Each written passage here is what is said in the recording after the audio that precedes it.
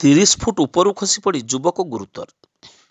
ମୟୂରଭଞ୍ଜ ଜିଲ୍ଲା ମୋରଡ଼ା ଥାନା ଅନ୍ତର୍ଗତ ମୋରଡ଼ା ଆର୍ଆଇ ଅଫିସ ପାଖ ଏକ ଆମ୍ବ ଗଛରୁ ଖସି ପଡ଼ି ଯୁବକ ଗୁରୁତର ହୋଇପଡ଼ିଛନ୍ତି। ସୂଚନାଯୋଗ୍ୟ ଯେ ଆଜି ସନ୍ଧ୍ୟା ସମୟରେ ମୋରଡ଼ା ଗ୍ରାମର ରବି ବେହେରାଙ୍କ ପୁଅ ଶ୍ୟାମ ସୁନ୍ଦର ବେହେରା ଛେଳି ପାଇଁ ଆମ୍ବଡାଳ ଆଣିବାକୁ ଯାଇ କୌଣସି କାରଣବଶତଃ 30 ଫୁଟ ଉଚ୍ଚ ଗଛକୁ ଚଢ଼ି ଯାଇଥିଲେ। 30 ଫୁଟ ଉପରୁ ଖସି ପଡ଼ିଥିଲେ। ତେବେ ଗୁରୁତର ଶ୍ୟାମକୁ ଦେଖି ସ୍ଥାନୀୟ ସତ୍ୟବାନ ବେହେରା, ଘାସିରାମ ବେହେରା, ମନୋରଞ୍ଜନ ରାଉତ, ଅନିଲ ବେହେରା, ଅବିନାଶ ମହାନ୍ତି ଓ ଦିନୁଧଳ ପହଞ୍ଚି ସଙ୍ଗେ ସଙ୍ଗେ ସ୍ଥାନୀୟ ପୋଲିସ ଓ ପରିବାର ଲୋକଙ୍କୁ ଖବର ଦେବା ସହିତ ଆମ୍ବୁଲାନ୍ସକୁ ଖବର ଦେଇଥିଲେ। ଘଟଣାସ୍ଥଳରେ ପୋଲିସ ପହଞ୍ଚି ତଦନ୍ତ ଆରମ୍ଭ କରିଥିଲା।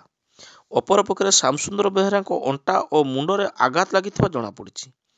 ଆମ୍ବୁଲାନ୍ସ ଯୋଗେ ପ୍ରଥମେ କିଷାନ ତାଣ୍ଡି ଗୋଷ୍ଠୀ ସ୍ୱାସ୍ଥ୍ୟ କେନ୍ଦ୍ରକୁ ପଠାଯାଇଥିବା ଜଣାପଡ଼ିଛି।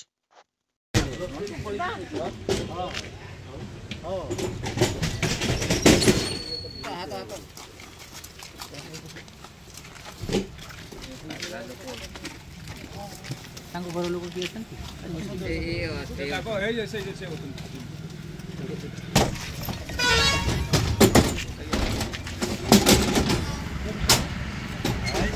तू मोबाइल आन तो